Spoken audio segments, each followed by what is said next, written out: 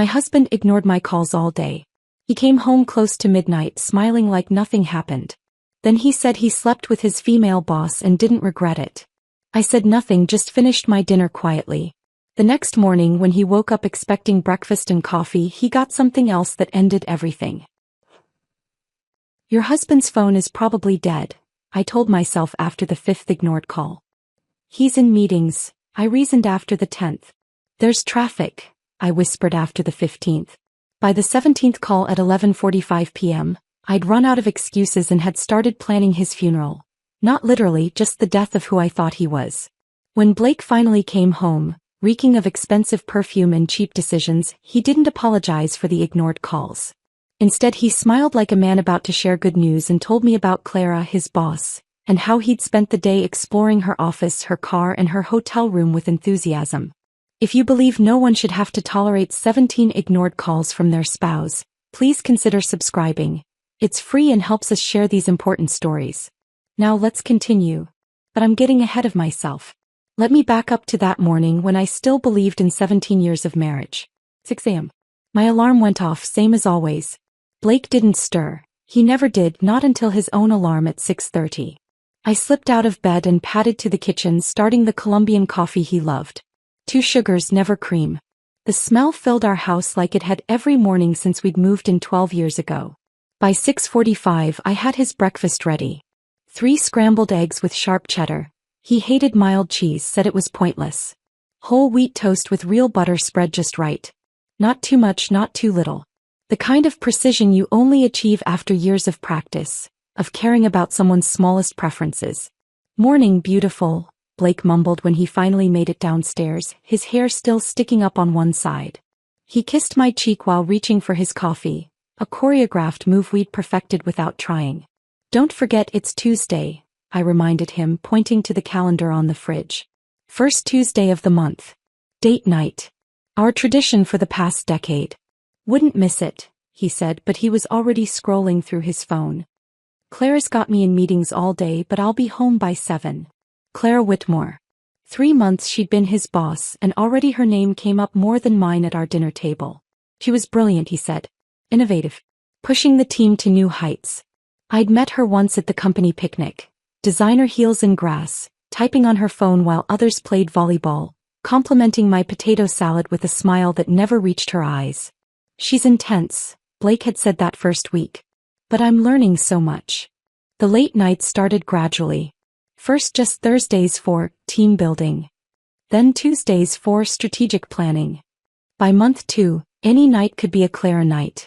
He'd come home at 10-11, sometimes midnight, smelling wrong.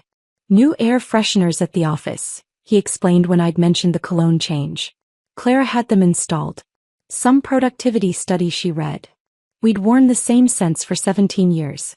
Him, woody aftershave I bought every Christmas. Me, vanilla body spray from Target.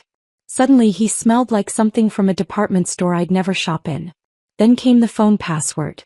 I'd reached for it one night to set our alarm, something I'd done hundreds of times. What's your passcode? Oh, just use yours, he'd said, taking it from me. Company policy. Clara's implementing new security protocols. I should have known then. But 17 years of trust makes you stupid. After Blake left that morning, I went through my own routine. Shower, sensible librarian clothes, yogurt with granola. I managed our local branch, 15 employees, thousands of books, endless community programs. Not glamorous like Clara's corporate world, but fulfilling. My phone buzzed at lunch. Victoria, my sister. Coffee tomorrow? I'm near your library at 2. I'd agreed, not knowing she'd spend that coffee lecturing me about Blake. Victoria was a partner at Brennan and Associates, saw divorces all day, probably couldn't help seeing problems everywhere. But when we'd met the previous week, she'd been more direct than usual. He missed your birthday dinner, Kennedy. Big presentation. At the Ember Hotel bar? Because I saw his car there during my client meeting.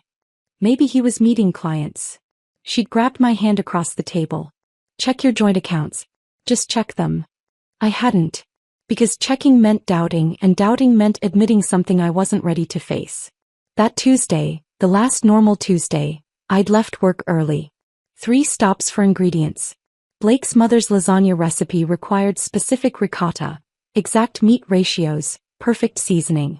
I'd spent 2 hours layering it just right, getting the edges crispy how he liked. The wedding china came out, ivory with silver edges, plates we'd registered for when forever felt guaranteed. Beeswax candles, not the cheap grocery store ones. The green dress from our anniversary, the one Blake said made my eyes look like emeralds. At noon I texted, "Don't forget, our night." His response, a thumbs up. For our decade-old tradition. I told myself he was busy, Clara probably had him swamped. 7 p.m. came and went. The lasagna was perfect. 7:30. Running late. I texted. 8 o'clock. No response. Lasagna back in the oven. 8:30. I opened wine then poured it back. The candles kept burning. 9 o'clock. Another text. Everything okay? By 10 o'clock I'd blown out the candles and accepted what I'd been denying for months. The kitchen smelled like wasted effort and dying traditions. The empty chair across from me might as well have had Clara's name on it. That's when the real calling started. Not casual check-ins but insistent, worried calls. The kind a wife makes when her husband could be in an accident.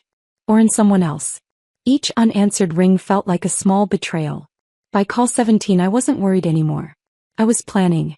Not revenge, not yet. Just restructuring my understanding of the last 17 years. The expensive perfume hit me before Blake even fully entered the house. Not his cologne, not mine. Something floral and aggressive, the kind worn by women who take what they want. Long day at the office? I asked, my voice steadier than my hands. He grabbed a beer, didn't even look at the cold lasagna on the counter. You could say that. Then came the words that shattered everything while I sat there, fork in hand, his mother's lasagna growing colder on the wedding china we'd picked out when we thought we knew what marriage meant. The fork clattered against the plate as I set it down. Blake was still talking, still describing his day with Clara like he was recounting a vacation. My phone sat between us on the counter, screen dark, holding the evidence of 17 attempts to reach him. 17 times I'd needed to hear his voice. But I had to understand how we got here first. At 6:15 p.m. I'd made the first call. Traffic on Tuesday was always heavy downtown. Blake complained about it constantly. The phone rang 5 times before going to voicemail. His recorded voice, cheerful and professional. "You've reached Blake Carver. Leave a message." I didn't leave one. He'd see the missed call, figure I was checking in about dinner. The lasagna had just gone into the oven for its final browning, filling the house with the smell of home. 6:30 came without a return call. Unusual but not alarming. Clara probably had him trapped in one of her famous quick sync meetings that lasted hours. At 7 o'clock, when his empty chair stared back at me across the candlelit table, I called again. This time it rang only twice before being sent to voicemail. Declined. My chest tightened slightly. Blake never declined my calls. Even in meetings he'd let it ring out naturally. 7:30, third call. My voice was light when his voicemail picked up. "Hey, just checking if you're okay. Dinner's ready when you are." By 8 o'clock the concern was real. 4 calls now, each one building a knot in my stomach. I walked to the living room window, peering out at our empty driveway. The Hendersons across the street were having dinner, their dining room window glowing warm. Normal people having a normal Tuesday. The 5th call at 8:15 made me feel foolish. Was I becoming one of those wives? The ones who couldn't give their husbands space? But we had plans. Sacred plans. First Tuesday plans that had survived job changes, family deaths. Even that year Blake had pneumonia. 8:45. Calls 6 and 7 happened back to back. My fingers were starting to shake as I dialed. Not from anger yet, just confusion mixed with the first bitter taste of fear. Car accidents happened. Heart attacks happened to men Blake's age. All sorts of terrible things happened while wives waited with cooling dinners. By 9 o'clock I was scrolling through our text messages, looking for clues I'd missed. The pattern jumped out immediately. In meetings, 12 times in the past month. Clara needs this project finished, 8 times. Don't wait up, 6 times, including last Tuesday when he'd promised to help my mother move her heavy dresser. Sorry Ken, he texted at 9:30 that night. Clara called an emergency strategy session. Tomorrow never came. Mom hired movers instead, too polite to complain but disappointed in a way that made me defensive of a husband who didn't deserve it. Call number 10 at 9:45. My hands were definitely shaking now. The lasagna had long since been removed from the oven, sitting on the stovetop like an accusation. I found myself bargaining with the universe. Let him be okay and I'll never complain about Claire again. Let him answer and I'll forget about the cologne, the passwords, the late nights. The phone stayed silent. At 10:15, between calls 11 and 12, I opened our laptop. Blake's email was still logged in, he never remembered to sign out. The subject lines from Clara filled his inbox. Need you on this, can you stay late? Quick drink to celebrate? Quick drink. Plural activities disguised as singular professional needs. 10:30 brought an unexpected interruption. My phone rang, not Blake but Mrs. Patterson from next door. Relief and disappointment crashed together. Kennedy dear, is everything all right? Her voice carried that particular concern of nosy neighbors who actually care. I noticed Blake's car hasn't been in the driveway much lately. He's been working late. The lie came automatically. Oh, that explains it. Though I did see him last week at 2 a.m. coming home. Scared me half to death. I thought someone was breaking in. Poor thing, returning from the hospital at that hour. My blood chilled. The hospital? Well, I assumed. Where else would someone go at that hour? Is your mother okay? My mother was perfectly fine. I'd had lunch with her 3 days ago. She's good. Thanks for checking, Mrs. Patterson. Call 13 at 10:45. 14 at 11 o'clock.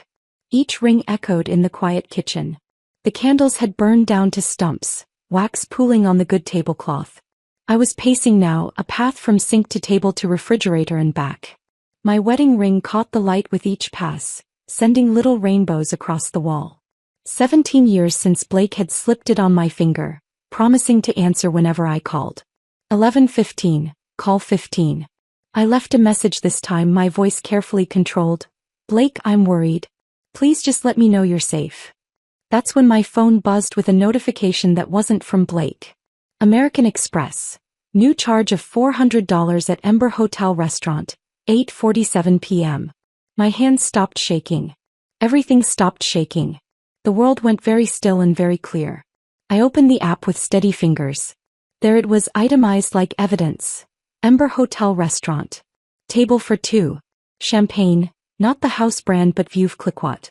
2 entrees, filet mignon and salmon. Dessert, chocolate soufflé for 2. For 2.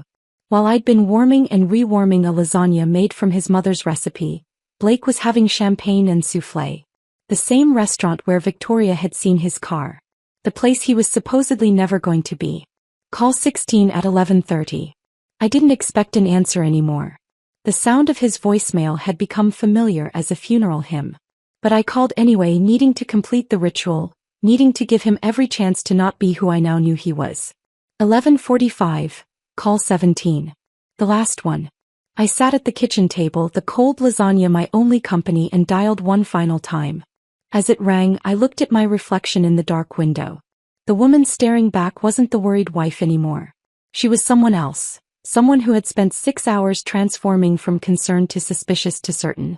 When Blake's voicemail picked up for the 17th time, I didn't leave a message.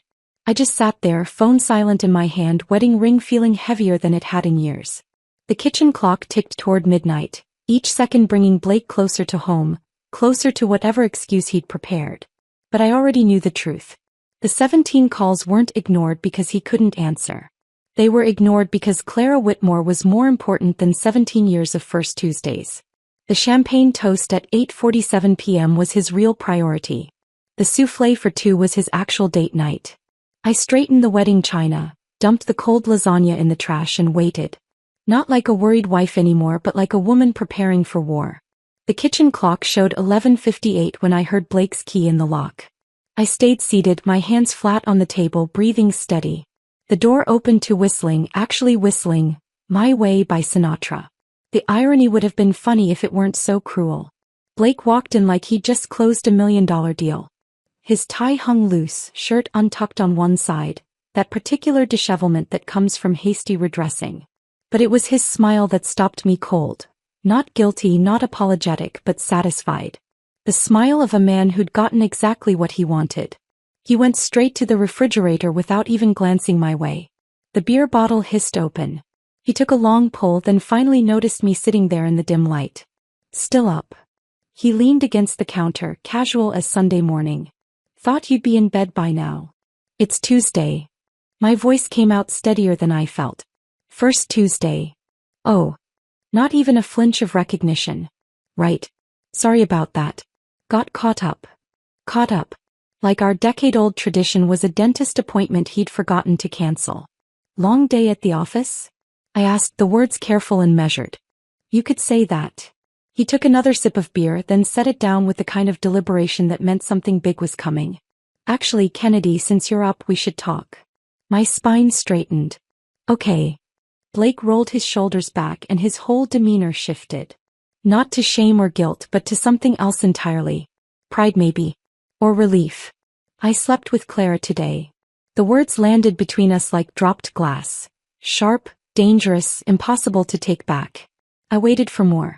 An explanation. An apology. Something. Instead, Blake continued like he was giving a presentation. Multiple times, actually. In her office after everyone left. Then in her car in the parking garage. Then at the Ember Hotel. He paused, meeting my eyes directly. And Kennedy, I don't regret a single second of it. My hand found the fork beside my plate. The cold lasagna was still there, congealed and pathetic. I took a bite, chewed slowly, tasted nothing but made myself swallow. That's it. Blake's voice pitched higher. That's your reaction? I took another bite. The lasagna needs more oregano. His face twisted in confusion. I just told you I heard you. Another bite. The mechanical motion of eating kept my hands busy, kept me from throwing the plate at his head. You had relations with your boss in 3 different locations. Very thorough. Kennedy, what would you like me to say? I set down the fork carefully, dabbed my mouth with a napkin. Congratulations on your successful networking? Should I update your LinkedIn? Blake Carver. Now offering intimate consultations with management? The beer bottle slammed down. I just told you I cheated on you and you're making jokes? No, I said, taking one more bite. You told me you destroyed our marriage for a woman who signs your paychecks. I'm eating dinner. There's a difference. Blake's carefully prepared speech was crumbling. This wasn't the script he'd rehearsed. He'd expected tears, shouting, maybe thrown dishes. Something dramatic he could work with, apologize through, maybe even spin into being partially my fault. But calm wasn't in his playbook. You're in shock, he decided, moving closer. Kennedy, we need to process this. We.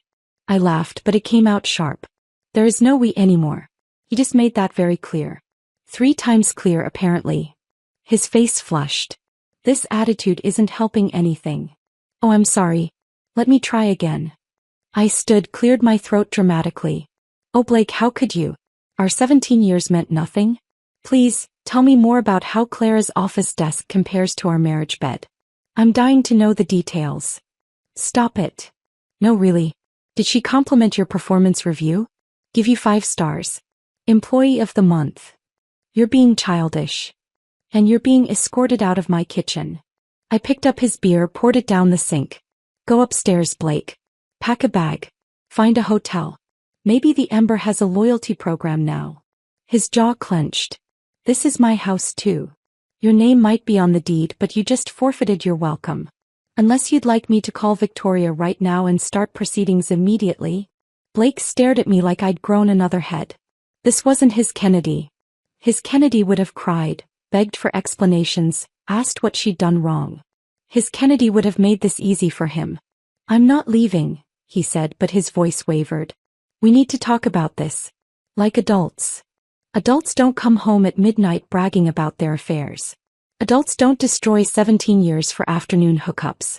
Adults don't. I stopped, took a breath. You know what? You're right. The guest room has clean sheets. Blake grabbed his beer bottle, realized it was empty, set it down again. Kennedy, No. I held up my hand. You had your confession. You got to unburden yourself, transfer your guilt to my shoulders. But I'm not carrying it. Whatever you thought would happen next, whatever reaction you wanted, you're not getting it. He stood there for another moment, looking lost. This was supposed to be his moment of brutal honesty, his chance to be the bad guy who at least had the courage to confess. Instead, he just looked small and stupid, holding an empty beer bottle while his marriage dissolved in real time. Finally, he turned toward the stairs, his footsteps heavy with confusion rather than remorse. He paused at the doorway. "We'll talk in the morning, when you've had time to process." "Sure," I said, already pulling out my laptop. Sweet dreams. The moment his footsteps faded upstairs, I opened a new spreadsheet. My fingers flew across the keyboard with the efficiency of 17 years of shared passwords and joint everything. The document title typed itself, Project Silent Storm. First column, assets. Checking account, savings, investment portfolio, both cars, the house with its conveniently forgotten detail. The mortgage in my name only thanks to Blake's credit disaster in year 5. Second column, liabilities. Blake's credit card debt, his student loans, his ego, though that last one wasn't technically financial. Third column, action items. My phone buzzed with a text from my mother. "How was date night?" I typed back, "Memorable." Then I opened another message to Victoria. "Need the shark. Not the lawyer. The shark." 3 dots appeared immediately. "That bad?" "Worse. But I'm about to make it beautiful." "My office. 7 a.m. Bring coffee and war paint." I smiled. My first real smile in hours. Then I returned to my spreadsheet, adding tabs for documentation, timeline, and my personal favorite, revenge served at optimal temperature. Blake thought his confession would break me. He thought those 3 locations of infidelity would send me spiraling. But all he'd done was flip a switch I didn't know existed.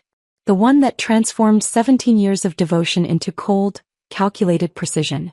I worked until 3 a.m., the kitchen quiet except for keyboard clicks and the occasional sound of Blake's snoring drifting down from our bedroom. His temporary sleeping quarters. Every password memorized, every account documented, every vulnerability cataloged. By the time I finally closed the laptop, Project Silent Storm was 18 pages of pure, organized retribution. Blake had given me 17 hours until morning to process his betrayal. I only needed 6 to plan his complete destruction. The laptop screen glowed 3 a.m. when I finally pushed back from the kitchen table. 6 hours of planning complete. My eyes burned, but my mind was crystal clear. Blake's snoring still drifted down from upstairs. The peaceful sleep of a man who thought confession meant absolution. I started with the money. Our joint savings account showed $47,832. Legally, I could move it. Morally, after his midnight performance, I should have taken it all. I initiated the transfer to my personal account, the one Blake didn't even know existed. Opened 3 months ago when the cologne changed just in case. Transfer complete. 3:17 a.m. Next came the credit cards. Blake had 3 supplementary cards on my accounts. I canceled them one by one, effective immediately. The customer service representative, probably used to middle-of-the-night revenge cancellations, didn't even question it. "Would you like to remove the authorized user as well?" "Absolutely. Changes will take effect within 2 hours." By 3:45 I was downloading our entire text history from the cloud. 3 years of messages, including last month's gems where Blake called Clara incompetent, Daddy's promotion pet, and my personal favorite, "She makes me miss my old boss who only spoke in sports metaphors." I screenshot everything, organized by date, highlighted the best parts. Blake's own words would be his jury. At 4:30 I started making appointments. 3 different divorce attorneys, all before noon. Victoria would be first at 7 o'clock, but I wanted options. Comparison shopping for divorce lawyers felt like choosing cereal. Except this decision would determine my next 17 years. By 5 o'clock I stood in my kitchen, exhaustion trying to claim me, but I had one more performance to prepare. Blake would wake at 7:30 expecting his usual breakfast. Colombian coffee, 2 sugars. 3 eggs scrambled with sharp cheddar. Whole wheat toast lightly buttered. He'd get the breakfast. Just not the way he expected. I started cooking at 5:30, making everything perfect. Better than perfect. Restaurant-quality eggs, fresh squeezed orange juice, bacon crispy enough to shatter. The kitchen smelled like the best mornings of our marriage when we still liked each other. At 6:15 I sent a text to Marcus Caldwell, my trainer from the gym. Marcus was 6'3", built like a swimmer with the kind of jawline that made married women remember being single. More importantly, he had a wicked sense of humor and owed me a favor after I'd helped him study for his nutrition certification. Want to earn $200 for eating breakfast and looking gorgeous? His response came at 6:20. This sounds like the beginning of either a crime or the best story ever. Just breakfast. And maybe some light psychological warfare. Make it bacon and I'm there by 7:15. At 7 o'clock, while Blake continued sleeping, I changed into my best casual dress. The one that made me look effortlessly put together. Hair done, subtle makeup, the works. If I was serving revenge, I'd look good doing it. Marcus arrived at 7:20, and I'd never been happier to see someone. He walked in wearing jeans and a fitted Henley that did wonderful things for his shoulders. Kennedy, you look like you're about to commit a beautiful crime. Just serving breakfast. I handed him coffee. My husband will be down soon. He had a long night informing me about his extracurricular activities with his boss. Marcus's eyebrows rose. And you want me to? Eat his breakfast. Be charming. Exist in his space. I can do that. He grinned. This is already worth more than $200. At 7:31, I heard Blake's alarm. His footsteps upstairs, shower running, the familiar sounds of a man who didn't know his world had already ended. 7:45, Blake's footsteps on the stairs. He walked in wearing his usual Tuesday outfit, already checking his phone. Smells amazing, babe, he said without looking up. Oh, it is amazing. I poured orange juice into a glass. Marcus thinks so too. Blake's head snapped up. Marcus sat at the kitchen table in Blake's chair, already halfway through Blake's eggs.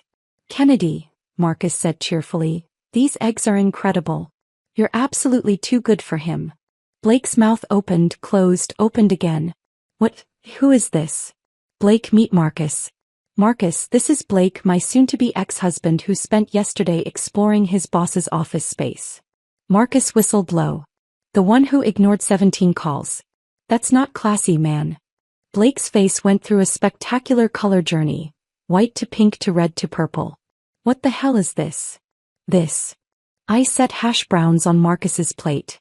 This is consequences with a side of breakfast potatoes. You can't just. Blake stepped toward the table. Marcus stood up. All 6 feet 3 inches of him. I think she can. Blake backed up, his phone buzzing insistently. He ignored it. Kennedy, this is insane. You're being... What? Vindictive. I refilled Marcus's coffee cup.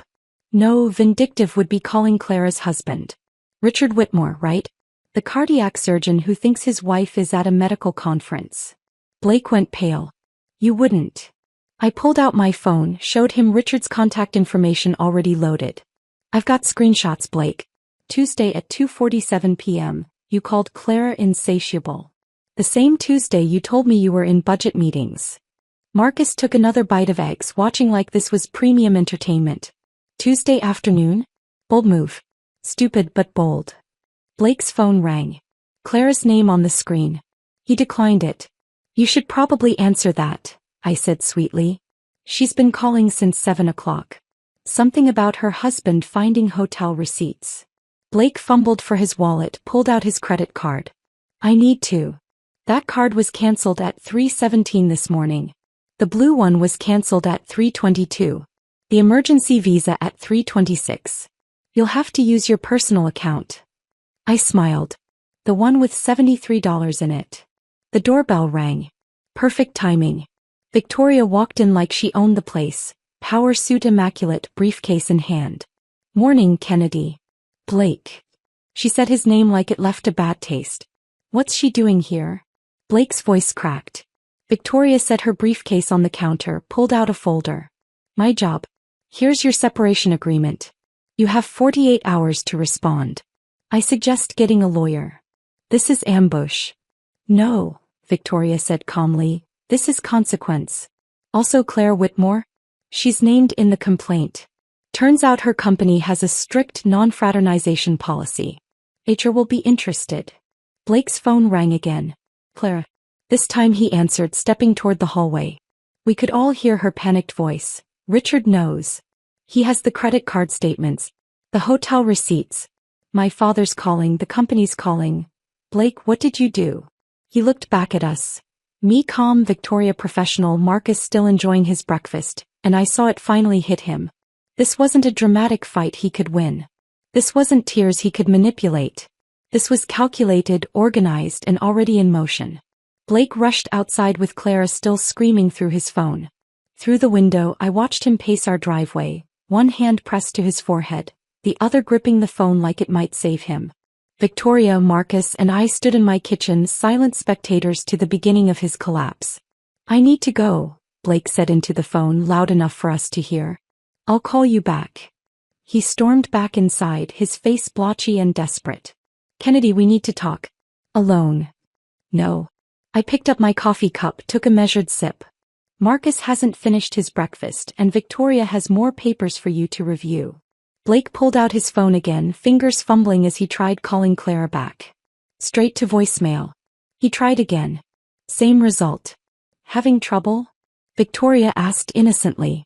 He ignored her, switching to his banking app. I watched his face pale as he saw the joint account balance. $12.47.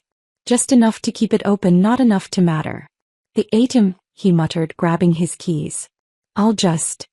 "Save yourself the trip," I called after him. "All 3 cards were cancelled hours ago." He spun around. "You can't do this. That's joint money." "Was," Victoria corrected. Past tense. "All perfectly legal, by the way." Blake's phone buzzed with texts. His eyes widened as he read, his thumbs flying across the screen. More texts came through rapid fire. His face went from pale to gray. "Problems?" Marcus asked, helping himself to more bacon. Blake didn't answer. He was too busy calling someone. "Mom." His voice cracked like a teenager's. "Mom, I need to explain." Even from across the room I could hear his mother's voice, sharp and disappointed. "Kennedy already called me this morning, Blake Andrew Carver." "How could you? That sweet girl who makes my lasagna recipe better than I do? Who remembers my birthday when you forget?" "Mom, please. Don't you mom please me." 17 years, Blake. 17 years she put up with you, and this is how you repay her? With that woman. He hung up on his own mother. Marcus stood stretched. "Well, this has been enlightening. Kennedy, those eggs really were incredible." He pulled out his wallet, but I waved him off. "Keep it. You earned it just by being here." After Marcus left, Blake slumped against the counter. His phone kept buzzing. Texts from coworkers, friends, people who'd already heard. The modern wildfire of gossip, spreading faster than California drought season. "I have a book club meeting," I announced, checking the time. "Victoria, can you handle things here?" "By pleasure." Blake looked between us. "Book club? No. Kennedy, our life is falling apart." "Your life," I corrected, grabbing my purse. "Mine is just getting interesting." 20 minutes later, I sat in Martha's living room surrounded by 6 women who'd known me since before Blake, during Blake, and now, blessedly, would know me after Blake. The book lay forgotten on the coffee table. "Honey," Martha said, pouring wine despite it being 10 a.m., "tell us everything." So I did. Calmly, factually, even with a touch of humor. The 17 calls, the midnight confession, the breakfast ambush. They gasped at the right moments, anger burning in their eyes like protective mothers. Janet, who worked in Blake's company HR department, nearly choked on her wine. "Clara Whitmore? Oh, honey, no. We've had 3 complaints about her already. Inappropriate conduct with subordinates, creating hostile work environment, using company resources for personal activities." "Personal activities?" I asked. "Let's just say the security cameras in the parking garage have been very educational. Your Blake isn't her first office romance. He's just the first one stupid enough to confess to his wife." My phone rang. Unknown number. "Hello. Mrs. Carver? This is Richard Whitmore." The room went silent. I put him on speaker. "Dr. Whitmore," I said carefully. "Please call me Richard. I wanted to thank you for the anonymous tip about checking credit card statements. Very illuminating. I don't know what you..." "It's fine," he interrupted, his voice surprisingly warm. "I'm not angry with you. You're as much a victim here as I am. More actually. This is Claire's 4th affair that I know of. But this time she chose the wrong couple to destroy." The women around me leaned in closer. "I've already contacted Blake's company," Richard continued. Sent them some interesting documentation about Clara's patterns. Did you know she specifically targets married men? It's like a game to her. My stomach turned. I didn't know that. I've also spoken with my lawyer. He's very interested in collaborating with yours. Clara doesn't know it yet, but she's about to lose everything. Her father got her that job, you know. He's on the board. Was on the board. He resigned this morning when I sent him the evidence. Oh. I'm sorry this happened to you, Kennedy. Blake's an idiot, but Clara, she's a predator. She'll destroy him now that the fun is over. That's what she does, conquers then discards. After Richard hung up, the room exploded in conversation. Everyone had opinions, advice, wine to pour. But Janet's words stuck. You better get home and secure anything valuable. Desperate men do stupid things. I drove home to find Blake's car gone and the front door wide open. Inside chaos. He'd clearly tried to pack in a hurry. Drawers pulled out, closets ransacked, papers everywhere. But the office door remained locked. I'd changed that lock at 4 a.m. The gaming room he loved was now my craft room, his precious gaming chair replaced with my grandmother's sewing table I'd retrieved from storage. His golf clubs were gone because they'd been donated to charity yesterday. The receipt was indeed on the counter, ready for his tax deduction. I went to our bedroom. His clothes were thrown everywhere, suitcases half-packed then abandoned. On the bed was a note. Where are my baseball cards? I texted Victoria. He's looking for the signed collection. Her response was immediate. Safe in my office. Legal leverage. Blake's entire world was unraveling in real time. His credit was frozen, his mother had disowned him, his co-workers were choosing sides, and Clara, the woman he'd destroyed everything for, wouldn't even answer his calls. I sat on my bed, our bed, and felt something I hadn't expected. Pity. Not enough to stop what I'd started, but enough to recognize that Blake had played himself. He'd gambled 17 years on a woman who collected married men like trophies. My phone buzzed. Blake, where are you? We need to talk. I didn't respond. There was nothing left to say. I set my phone down on the bed and walked to the window. Blake's car wasn't in the driveway, but I knew where he'd gone. Sunday was inventory day at his office. Skeleton crew, perfect for trying to sneak in and grab his things before Monday's storm hit. He had no idea the storm had already made landfall. My phone rang. Janet from book club from HR. Kennedy, you need to know what's happening tomorrow. Can you sit down? I was already sitting. Tell me. Blake's keycard was deactivated an hour ago. When he arrives Monday morning, security will be waiting. The CEO called an emergency meeting. Richard Whitmore sent them everything. Emails, timestamps, security footage from the parking garage. Security footage? Last Tuesday. Blake and Clara in her car. The camera angle was, unfortunately, clear. My stomach rolled. Of course there's video. That's not all. Clara's assistant Linda just sent a mass email to the entire company. Subject line: Why I'm resigning effective immediately. She listed every affair Clara's had with subordinates. Blake's number 4. I stood up, pacing now. 4. In 2 years. The other 3 were transferred to different departments after things ended. But Blake. He's the first one married. The first one whose wife called Richard Whitmore.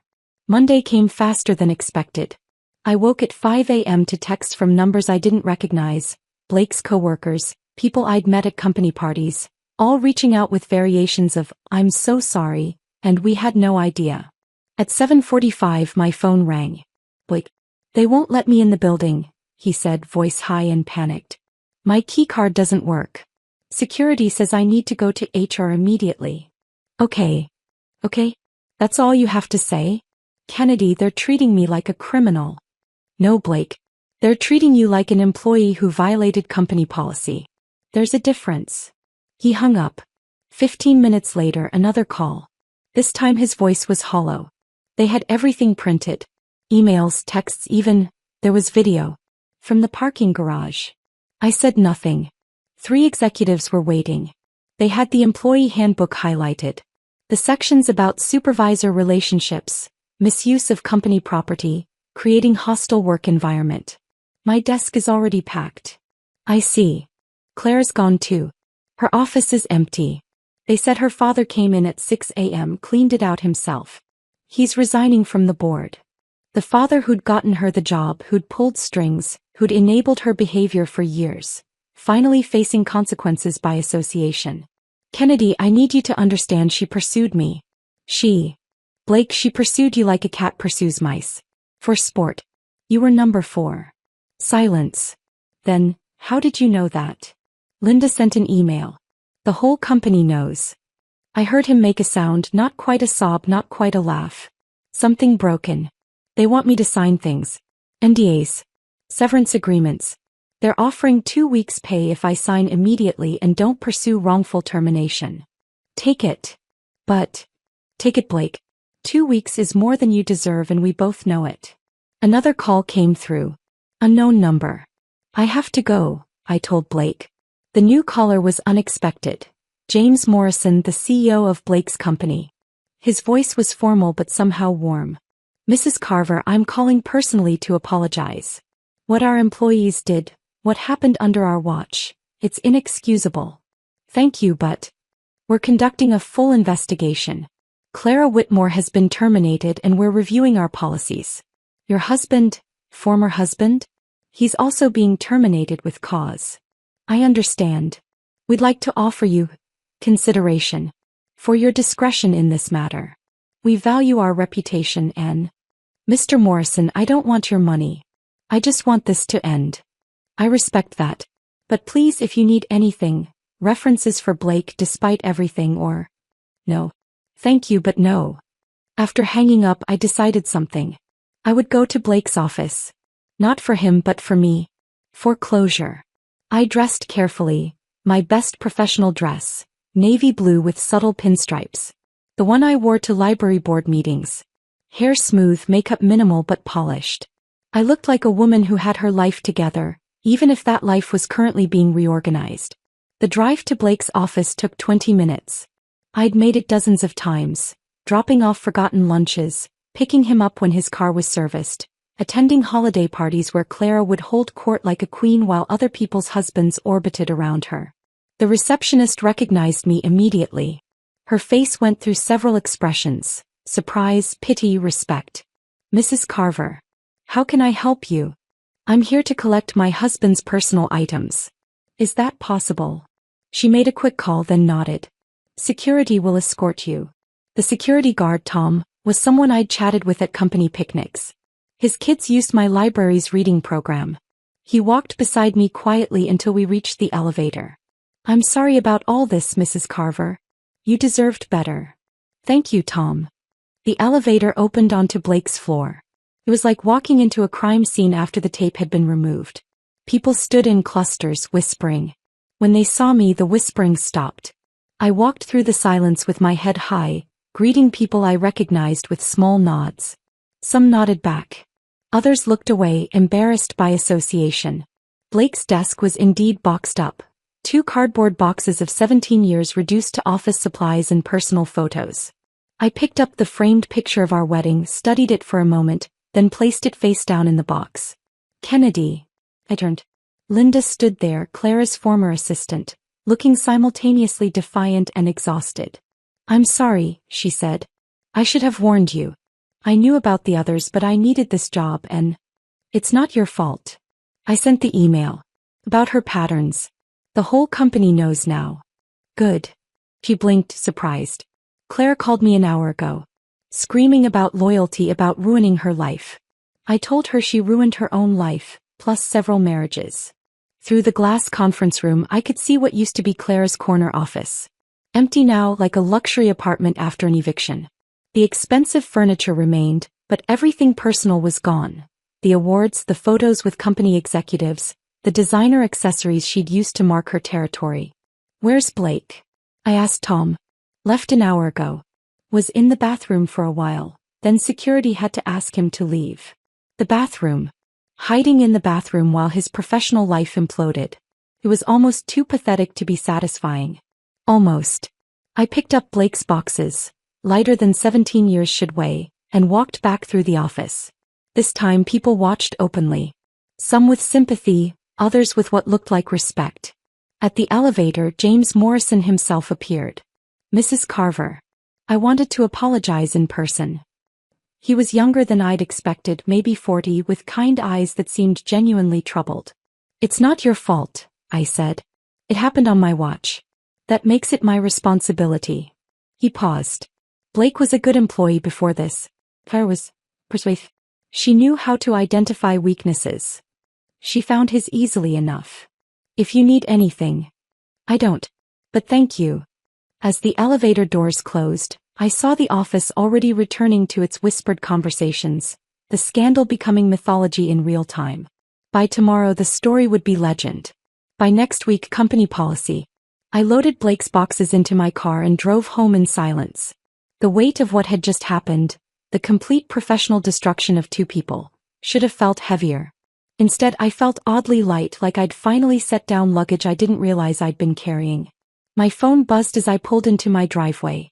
Richard Whitmore. "Kennedy, I have an unconventional request. Clara's birthday is Thursday. She made reservations months ago at Marcello's, her favorite restaurant. Non-refundable, of course. I thought perhaps you'd join me for dinner? Call it a celebration of freedom." Marcello's. The place Blake could never afford but Clara treated like her personal dining room. That's 3 days away. Enough time for word to spread. Enough time for them to know we'll be there. I understood immediately. This wasn't about dinner.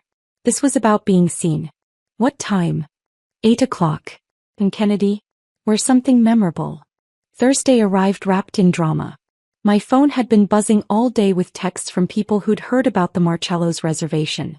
Small towns had nothing on corporate gossip networks. I chose a red dress. Not subtle, not safe, but absolutely unforgettable. The kind of dress that said I wasn't hiding, wasn't broken, wasn't ashamed. Blake had texted 6 times asking if the Marcello's rumor was true.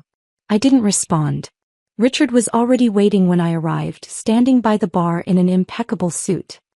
He looked like what he was, successful, established, and completely unbothered by his imploding marriage.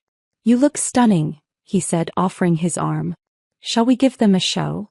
The restaurant was packed, and I recognized at least a dozen faces from Blake's company.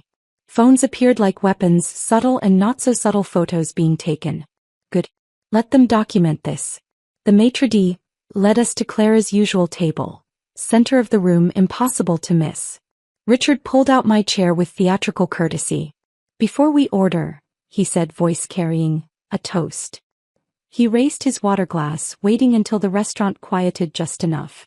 "To wives who know their worth," he said clearly, "and to husbands who learn too late what they've lost." Someone actually applauded. Just one person, but it was enough. Richard smiled and clinked his glass against mine. "Now," he said quieter, "let me tell you what those two are actually doing right now." He pulled out his phone, showed me a text from his private investigator. Blake had moved into Clara's guest room after Richard kicked her out of their house. The photo showed Blake carrying a single suitcase into a shabby apartment complex. "She's living in a 1-bedroom in Riverside Gardens," Richard said. "Her father cut her off completely. Frozen her trust fund pending investigation of moral turpitude. That's actually the legal term. Blake's living on her couch? Guest room is generous. It's a Murphy bed in what she uses as a home office. My investigator says they've been fighting constantly. Apparently, the thrill of sneaking around was the only thing keeping them interested. Our appetizers arrived, the same ones Clara always ordered. Richard had done his homework. "She called me yesterday," he continued, crying about her career being over. "I reminded her that she chose to sleep with subordinates. 4 of them. That Blake was just the latest in her collection." My phone buzzed. A text from my mother. "Are you at Marcello's with that handsome doctor?" Mrs. Patterson just showed me a photo from Facebook. The modern speed of humiliation. Instagram stories, Facebook posts, text chains. Blake and Clara were probably watching their public shaming in real time from her Murphy bed. "How are you so calm about this?" I asked Richard. "Because I've been planning my exit for a year. Clara's affairs weren't a surprise. Blake was just the excuse I needed to finally file." He smiled. "Plus, I protected my assets long ago. She'll get the minimum required by law, nothing more." Our entrees arrived. Richard had ordered the house special for both of us, something Clara apparently bragged about discovering. "You know what the ironic part is?" Richard said, cutting into his fish. She thinks she's some kind of romantic rebel. In reality, she's just a cliché with daddy issues and a personality disorder. Harsh but probably accurate. Halfway through dinner my phone rang. Blake's mother. "I'm at dinner," I answered. "Can I call you back?" "Oh honey, I just wanted to say, that photo of you in the red dress at Marcello's? You look absolutely radiant. That doctor is very handsome." "Thank you, Patricia.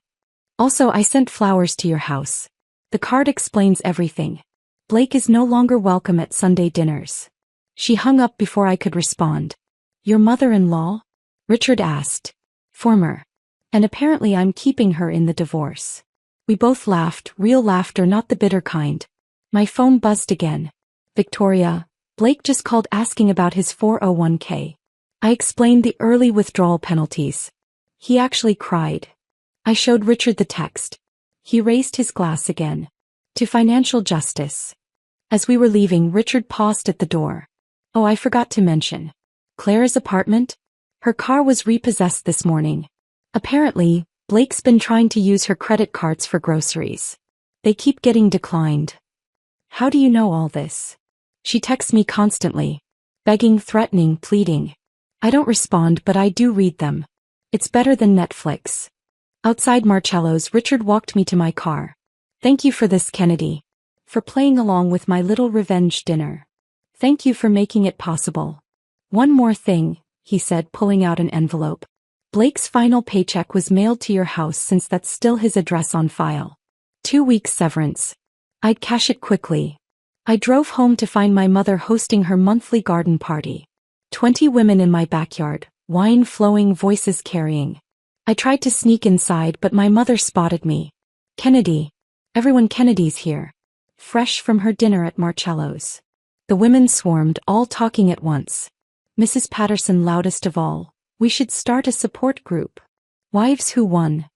We'll meet monthly, drink wine, and celebrate leaving terrible husbands." My mother was serving potato salad, using Clara's recipe that she'd brought to last year's company picnic, but somehow better. "I added pickles," Mom said proudly. Clara's version was bland. Like her personality. Patricia's flowers were on my kitchen counter. 2 dozen roses with a card. "You were always too good for my son. Love always, Mom." As the party continued outside, I sat at my kitchen table and opened the letter Victoria had messengered over. Blake's financial summary. The house, mine. His 401k, decimated by penalties. The car he drove, repossessed since it was leased under my credit. Country club membership, cancelled. The final line made me pause. Recommend employment urgently. Spousal support calculations begin next month. Blake would owe me support. The unemployed, couchsurfing former executive would have to pay his librarian ex-wife monthly support. I poured myself wine and rejoined the party. The women were still talking, sharing their own stories of survival and revenge. Mrs. Patterson was describing her first husband's affair with his secretary. So cliché it was almost boring. "How's Blake handling everything?" someone asked. "He's living his dream," I said. "Shacking up with his boss in her 1-bedroom apartment." "Well, former boss. She got fired too." The group erupted in laughter and fresh rounds of toasting. To karma, to justice, to freedom, to better choices. As the sun set and the party wound down, I stood in my backyard no longer ours, and felt the full weight of victory. The last guest left around 10, taking with them the empty wine bottles and stories of survival. I stood alone in my backyard. The string lights Mom had hung casting soft shadows across the grass. The night was mine now, quiet, peaceful, and completely free of waiting for someone who would never prioritize coming home. 6 months passed like pages in a book I was finally enjoying reading. The library board called me into a meeting on a Tuesday. Another Tuesday, but this one brought promotion, not betrayal. Regional manager for 3 branches, 20% salary increase, and an office with windows that actually opened. "You've shown remarkable leadership during a difficult period," the board president said. "We need someone with your strength." I almost laughed. My strength had been born from Blake's weakness.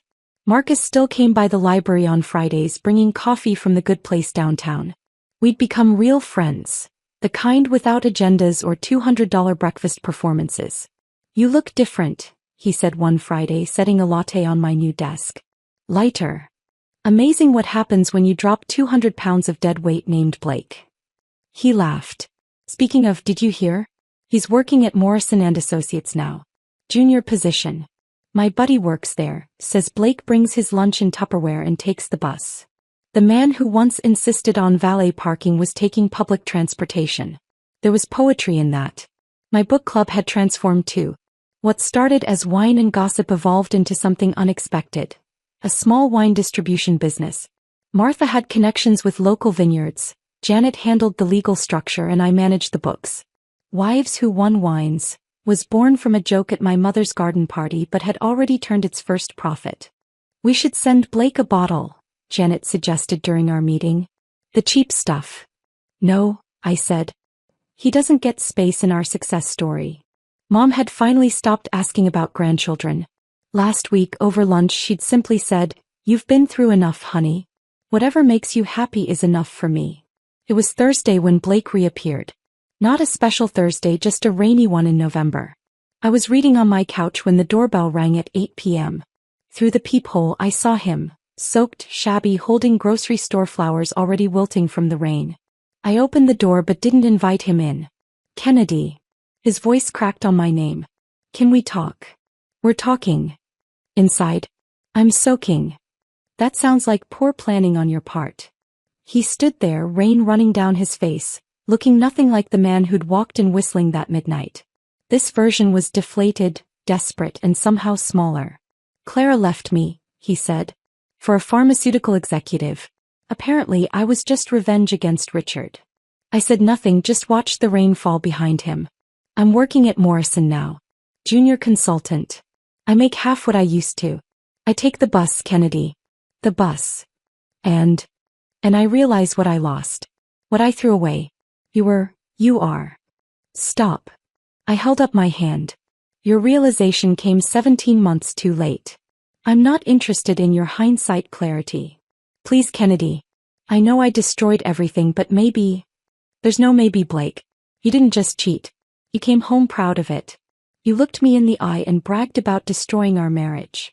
The rain picked up, soaking through his thin jacket. The grocery store flowers drooped further. "I'll do anything," he said. "Counseling, therapy, whatever you want. What I want is for you to leave."